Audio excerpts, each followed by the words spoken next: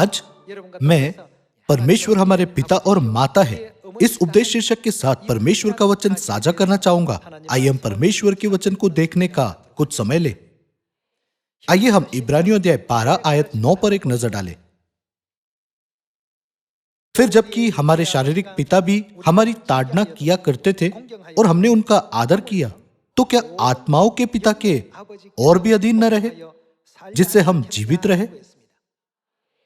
Bible गवाही देती है, जैसे हमारे पास शारीरिक पिता है, वैसे ही हमारे पास स्वर्ग में आत्माओं के पिता है।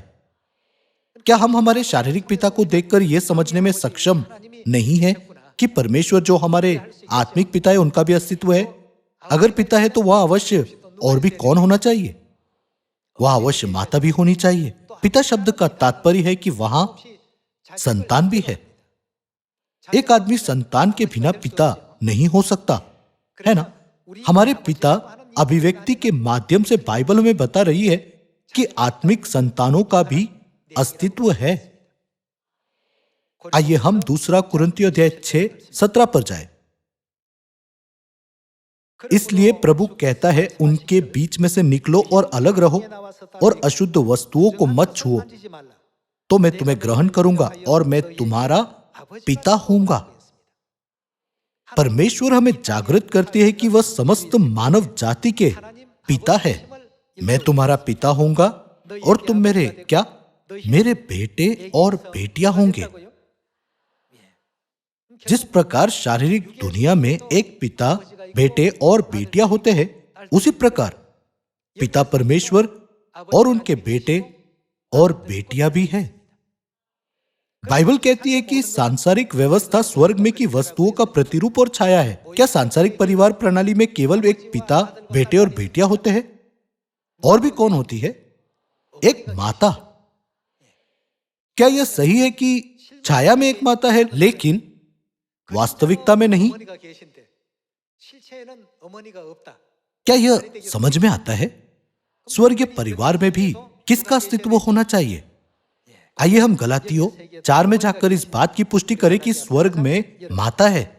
गलातियों अध्याय 4 वचन 26।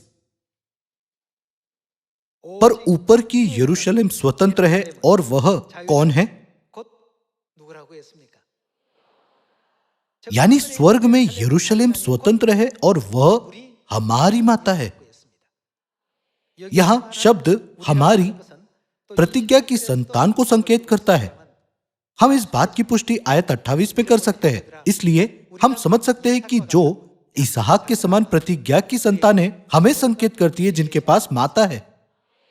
सांसारिक दुनिया में एक परिवार में पिता, माता, बेटे और बेटियां होते हैं। उसी तरह स्वर्ग के राज्य में भी पिता परमेश्वर, माता परमेश्वर और आत्मिक बेटे और बेटियां हैं। यहां यह लिखा है, पर ऊपर की यरूशलेम स्वतंत्र है और वह हमारी माता है। और मत्ती की पुस्तक 6 में यीशु ने पिता परमेश्वर की ओर संकेत करते हुए उन्हें हमारे पिता कहा। आइए हम मत्ती अध्याय 6:8 पर जाए। इसलिए तुम उनके समान न बनो, क्योंकि तुम्हारा पिता तुम्हारे मांगने से पहले ही जानता है कि तुम्हारी क्या क्या आवश्यकता है। अतः तुम इस रीति से प्रार्थना किया करो, हे हमारे कौन? पिता, तू जो स्वर्ग में है।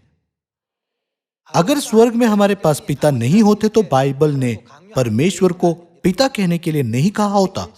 आइए हम उत्पत्ति अध्याय 1:26 पर जाएं।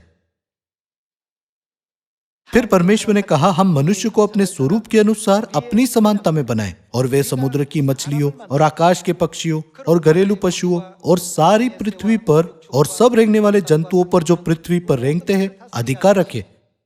तब परमेश्वर ने मनुष्य को अपने स्वरूप के अनुसार उत्पन्न किया।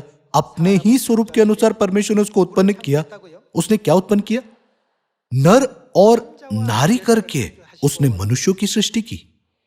किसके स्वरूप के अनुसार नर की सृष्टि की गई? परमेश्वर के ही स्वरूप के अनुसार। नारी के बारे में क्या? परमेश्वर के ही स्वरूप के अनुसार। परमेश्वर केवल एक नहीं है, क्योंकि बाइबल में आइए हम लिखा गया है, वह परमेश्वर है जिनके पास नर का स्वरूप है और वह परमेश्वर भी है जिनके पास नारी का स्वरूप है। बाइबल यह साबित करती है। क्या आप इससे सहमत नहीं? क्या हम नर स्वरूप के परमेश्वर को पिता परमेश्वर कहकर नहीं बुलाते? तब फिर हमें नारी स्वरूप के परमेश्वर को क्या कहकर बुलाना चाहिए? गलातियों की पुस्तक 4:26 में, पर ऊपर की यरूशलेम स्वतंत्र है और वह हमारी माता है। इसलिए हमारे पास न केवल पिता परमेश्वर बल्कि माता परमेश्वर भी है। मुझे आशा है कि आप हमारे महान परमेश्वर स्वर्गीय पिता और स्वर्गीय माता के बेटे और बेटियों के रूप में गर्व और आत्मविश्वास नहीं खोएंगे। मैं आप सभी को ऐसे सियोन के सदस्य बनने के लिए कहना चाहूंगा जो हमारे आत्मिक माता पिता, पिता परमेश्वर और माता परमेश्वर को अनंत धन्यवाद और महिमा प्रदान करते हैं। इसके साथ मैं आज के उपदेश को समाप्त करना चाहूंगा। आपका बहुत बहुत धन्यवाद।